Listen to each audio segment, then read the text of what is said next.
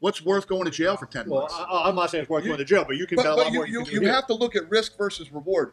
If I'm gonna try to throw a fight, you got to set me up for life, because I'm gonna get banned from my sport. I'm gonna go to jail for God knows how long. That he got 10 months and he didn't do it. What would he have got if he did it?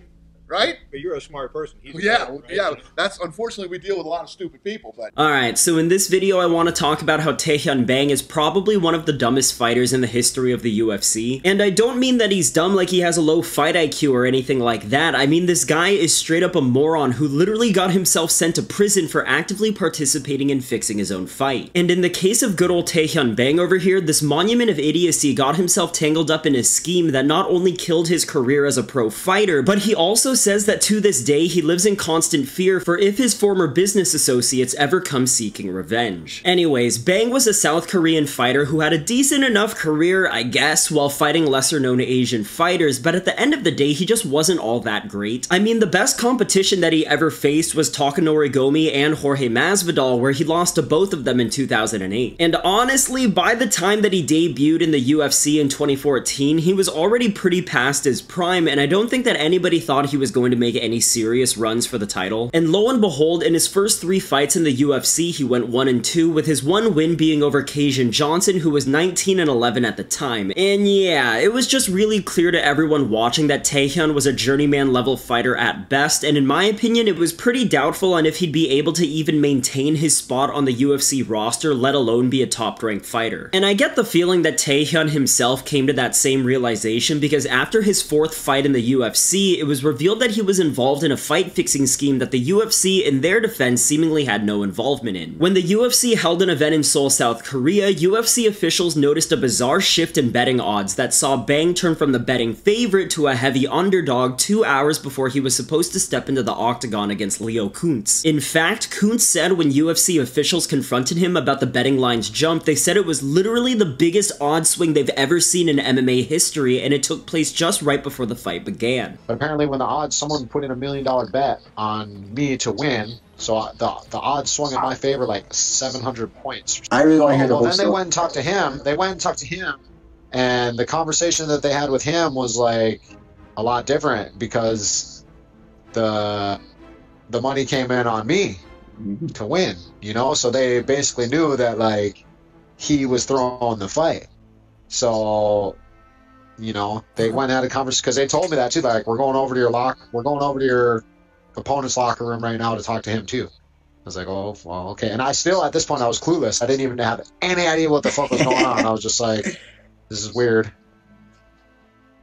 Yeah. And I was just like focused on trying to win the fight. Basically, the story goes as follows. According to the man himself, prior to the fight, Tae-Hyun was propositioned by 3 men who court documents name as the 3 brokers, who worked for a Korean criminal organization, to lose his fight against Kuntz by decision, and offered him $92,160 USD for the job. And as we know by now, Bang obviously accepted the offer, but the weird thing is, he actually ended up winning the fight that he was paid to lose. The reason being is when the extremely suspicious shift in betting odds were observed, and when Bang and Kuntz were confronted by UFC officials, they were heavily warned about the ramifications of being caught in a fight-fixing scheme, namely getting their ass sent to prison. This was enough to scare Bang out of following through with taking a dive, but honestly, he was already screwed either way because, and I shit you not, Bang had already bet half of the 92 G's he was paid to lose the fight on his opponent Leo Kuntz to win. So not only did Bang accept a bribe in order to throw the fight, he also used that dirty money to place a bet against himself so that he could increase his payout of his own fixed fight. Fucking genius. I seriously can't even wrap my head around the comedy of errors taking place in this situation. First of all, the criminal organization dummies that masterminded all of this were stupid enough to place such huge bets on Kuntz to win, to the point where they made it obvious that there was something illegal going on. Next, this stupid ass dude Tae-Hyun Bang really thought it would be a good idea to use illegal bribe money to bet on his opponent he was was taking a dive against, and he didn't even follow through with the plan. Does none of this shit make sense to you guys, or is it just me? Also, have you guys seen the movie Uncut Gems? This kind of reminds me of that movie where Adam Sandler's character finances illegal business dealings by making other illegal business dealings, and much like Uncut Gems, Tae-Hyun Bang ended up pissing off the wrong people. That's because in the weeks following the fight, Bang was constantly receiving death threats from the criminal organization that paid him to lose. It's reported that they bet around $2 million